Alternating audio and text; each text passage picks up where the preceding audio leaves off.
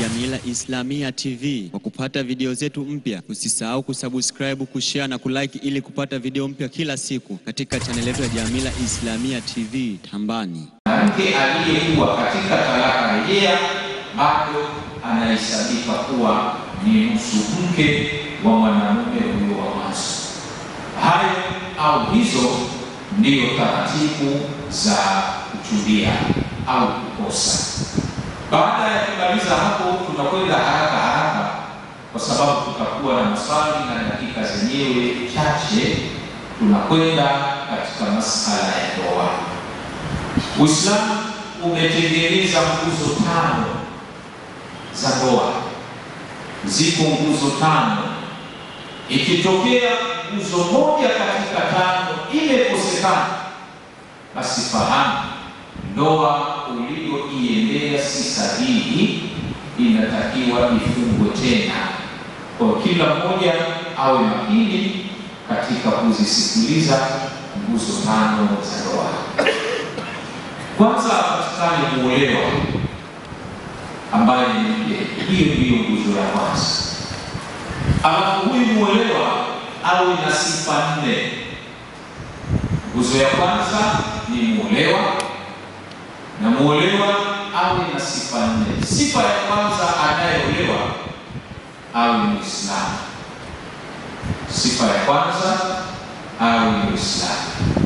Sifa ya pili, awe mwanamke. Sifa ya tatu, anayeolewa asiwe katika eda ya mwanamume mwingine. Asiwe katika eda ya mwanamume mwingine. Hili neno mwingine usiache kulisema. Usiishie asiwe katika eda. Asiwe katika eda ya mwanamume mwingine tofauti na huyu anayetaka kuoa, ikiwa na maana kwamba ipo ruhusa ya kumuoa mwanamke aliyekuwa katika eda ya kwako wewe mwenyewe unayetaka kumuoa. Sura yake ikoje? Kwa mfano, umeoa mke ukakaa naye, lakini ikabadilika ndoa uliyomuoa huyu mwanamke ilikosa vigezo. Sheria haitambui ndoa hiyo kwa kuwa ilikosa vigezo. Hapo mwanamke huyo anatakiwa arudi kwao, kwa maana si mkeo. Lakini pamoja na kurudi kwao, anatakiwa akae eda ya kwako wewe, na inaitwa eda ya shubha, kwa sababu ile ndoa yako ilifananika na ndoa lakini haikuwa ndoa. Kwa hiyo atakaa eda ya shubha. Kipindi hiki anakaa eda, wewe mwanamume uliyemuoa mwanzo unaruhusiwa kwenda kumuoa tena, lakini mwanamume mwingine haruhusiwi kuja kumuoa yule mpaka amalize eda. Lakini wewe unayekaliwa eda unaruhusiwa kumuoa mwanamke yule. Kwa hiyo tukisema asiwe katika eda ya mwanamume mwingine, sura yake ni kama hii, kwa maana akiwa katika eda yako unaruhusiwa kumuoa. Lakini vile sifa nyingine ya mwanamke huyu, asiwe ndugu yako wa karibu kwa kuzaliwa. Asiwe dada yako wa mama wa baba kama hivyo. Lakini asiwe dada yako wa kunyonya vile. Asiwe dada yako uliyenyonya naye ziwa moja, au asiwe mama yako aliyekunyonyesha. Kipengele cha kunyonya hapa kifahamike vizuri. Si kila kunyonya unaharamisha kumuoa uliyenyonya au uliyenyonya naye ziwa moja. Si kila unyonyaji, bali unyonyaji unaomfanya awe dada yako au unyonyaji unaomfanya awe mama yako, uwe umenyonya mara 5. Uwe umenyonya mara 5. Na mara moja inahesabiwa vipi? Ili iseme kwamba hapa nimenyonya mara moja, hii ni mara 2, hii ni mara ya 3 mpaka ya 4 na ya 5. Mara moja ikoje? Mara moja inahesabika kwamba ni kile kitendo cha mtoto kuvuta chuchu yakatoka maziwa mpaka yeye mwenyewe akaamua kuacha. Hiyo ndiyo mara moja hiyo. Au yule mama akaamua kumkatisha na kuendelea na shughuli nyingine, hiyo ndiyo mara moja. Lakini si mtoto amenyonya, kwa kawaida huwa anasita kunyonya, anasinzia kidogo, alafu anarudia tena kunyonya, haihesabiwi mara 2, hiyo ni bado mara moja. Kwa hiyo inahitajika mtoto aisikia huyu mnyonyaji mwenyewe asiwe amevuka miaka 2. Ikiwa na maana akinyonya juu ya miaka 2, hata akinyonya mara 10, haifanyi kuwa ni mwana wa huyo mama anayeharamishiwa kumuoa, au hakufanyi wewe uliyenyonya naye ziwa moja au dada yako aliyekuwa haramu kumuoa. Kwa hiyo au chini ya miaka 2, na huyu mnyonyeshaji naye au yamefikia umri wa kutokwa na hedhi. Kwa hiyo sura hizo zinamfanya mtoto huyu awe ni mama awe ni mwana wa huyu mama atakayekuwa haramu kumuoa. Kwa hiyo sifa 4. Ya 4, anapoolewa mwanamke apambanuke na kubainika, ajulikane kwamba anayeolewa ni fulani. Isiwe na kuozesha moja ya watoto wangu ajulikane nani anayeolewa. Ndoa hiyo haitakubalika. Nguzo ya pili ya ndoa katika nguzo 5, kuna anayeitwa zawji. Zawji ni mume. Mume naye ili isiki huko kuoa kwake zipatikane sifa hizi za mke: asiwe na ujamaa na mke, asiwe kaka wa mke. Lakini kuna kile kipengele cha hela kwa mume hakipo au kipo, ila kinabadilishiwa mfumo wake na jina lake. Tulisema mwanamke asiwe katika eda. Mwanamume naye kuna wakati mwingine unaweza ukasema anakaa eda, ingawaje hatuiti eda, ila tutaita eda kwa kuzingatia muda, kwa sababu eda ni kile kipindi cha kusubiri wakati gani mume naye anaweza akakaa eda. Kwa mfano, mwanamume alikuwa na wanawake 4. Alipokuwa na wanawake 4 akamwacha mmoja, talaka rejea. Kipindi ameacha mke mmoja, akabakiwa na 3. Mwanamke yuko katika eda, mwanamume huyu haruhusiwi kuongeza mke mwingine wa 4, kwa sababu yule aliyeachwa anazingatiwa ni baki kuhusu mke. Kwa hiyo akiongeza mke mwingine itakuwa kana kwamba ana wake 4.5. Kwa hiyo sheria itamwambia asubiri mpaka mwanamke yule amalize eda, alafu na yeye ndiyo anaruhusiwa kuoa. Nguzo ya 3 wanaitwa mashahidi. Kipengele cha ushahidi tuwe makini sana. Bahati mbaya watu wengi wanakosea katika kipengele cha ushahidi na hawajui ushahidi unafanyika wapi. Ushahidi ni kushuhudia tukio la ndoa.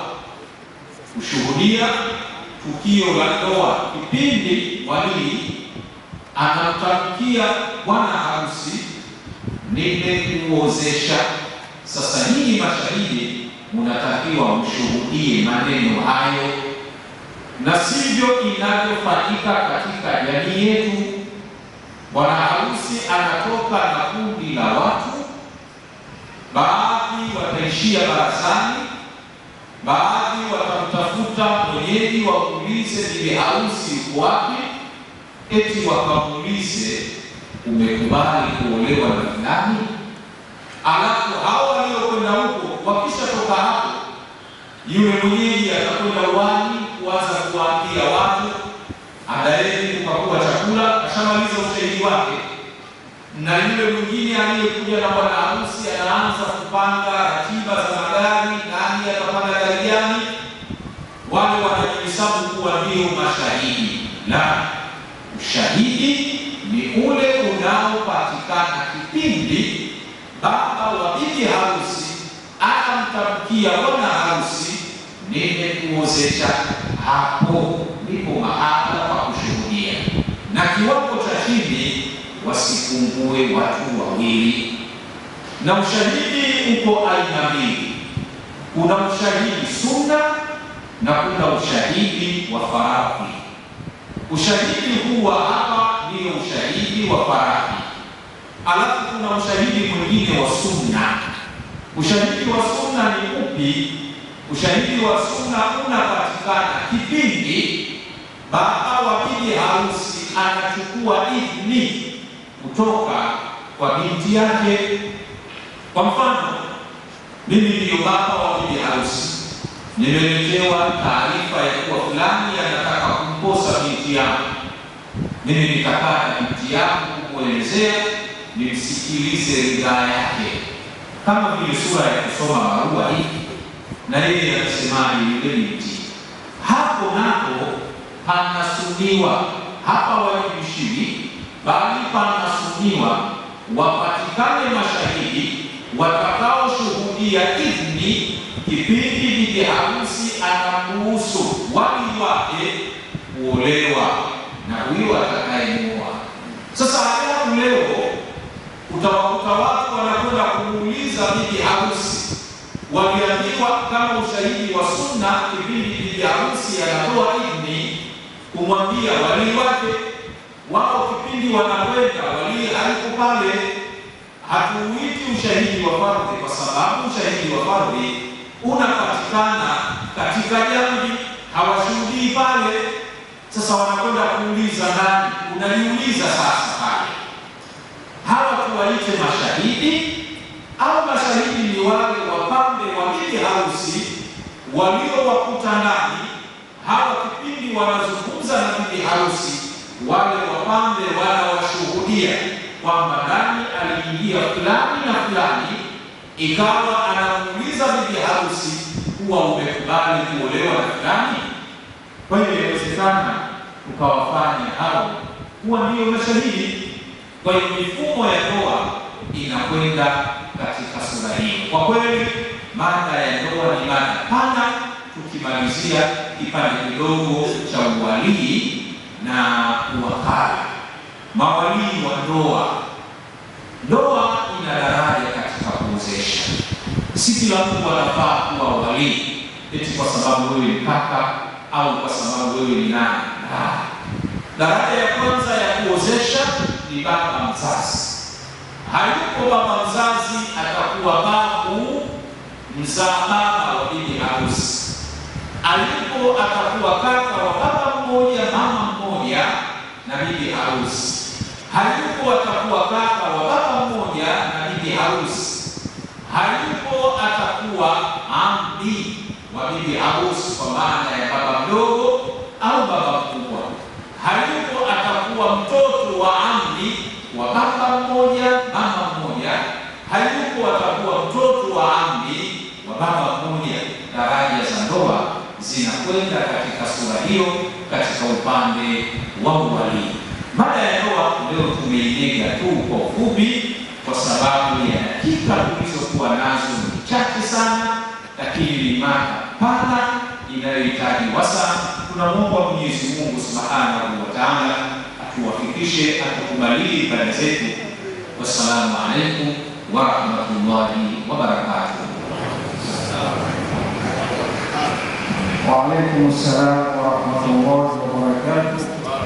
Kama nilivyokueleza huyo Sheikh Muhammad Yusuf Mrema, mwanazuoni wa kutosha wa kipindi hiki, umri wake bado kijana kabisa, kwa sababu hizi fiqh ndio sheria ya Kiislamu kuanzia wakati wa mtume wetu mpaka mwisho wa dunia haifesi. Na yeye kaida ya kisasa na tabia zetu, wengine tunajua tabia zetu.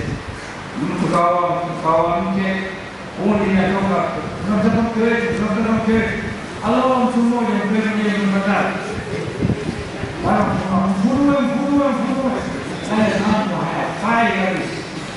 Maanake Abubakar alitayarisha hapo wakati wa Nabii, alafu tutaingia katika kipindi cha maswali.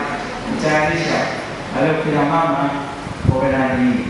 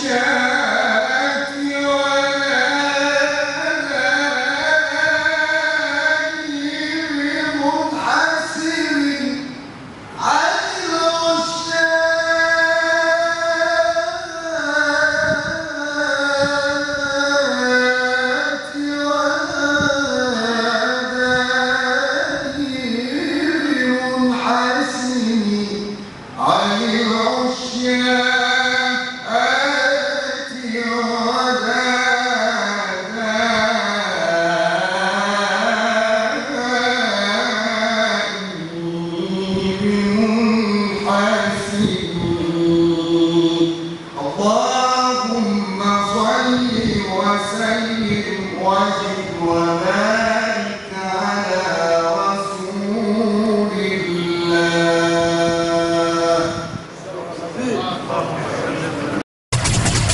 Nyumbani Jamila Islamia TV. Kwa kupata video zetu mpya, usisahau kusubscribe, kushare na kulike ili kupata video mpya kila siku katika channel yetu ya Jamila Islamia TV Tambani.